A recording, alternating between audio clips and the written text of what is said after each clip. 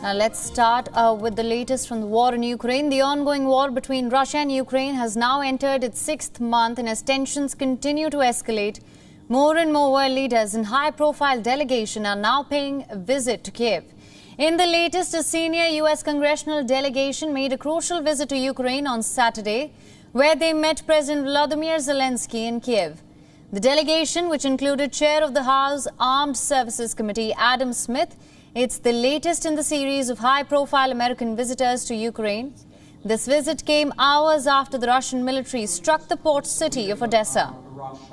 And give you the support you need. I've had some conversations, we've got some ideas. But what the Russians have taken is incredibly important that we support Ukraine to push back now, before the winter comes and before we get locked into another frozen conflict where Russia has simply taken a larger chunk of Ukraine and can bide their time to keep going. And that's what I hope people understand. There is no evidence that Putin is going to stop until he is actually stopped. What we need is peace. Now, the U.S. delegation reaffirmed its support to Kyiv during its visit. The officials also visited the towns of Irpin and Bucha and the suburbs of Kyiv. These are the towns which are believed to have witnessed the worst of the atrocities since the very beginning. Zelensky, meanwhile, thanked U.S. President Joe Biden for the new package of security assistance worth $270 million. In a video address on Saturday, Ukrainian President also shared the details of the latest army action from Ukrainian forces. Zelensky said that Ukrainian forces then are gradually moving into eastern Kherson region, which was taken over by Russia at the very start of the war.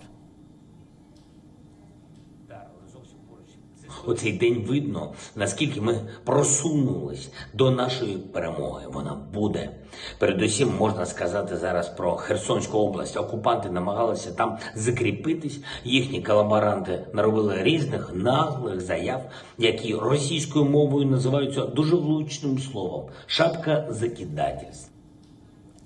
And as this unfolds, Russia continues to intensify its artillery attacks in Ukraine's eastern side. And the latest residential buildings were hit in the Kharkiv region, triggering a new wave of fresh attacks from the Russian side.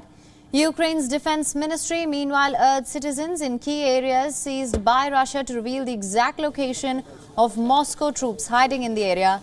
The defense ministry's statement mainly aimed at people in and around the southern city of Enerodar, which is home to a major nuclear power station. Russia first captured Enerodar in early March, recaptured it in the month of May again. WION is now available in your country. Download the app now. Get all the news on the move.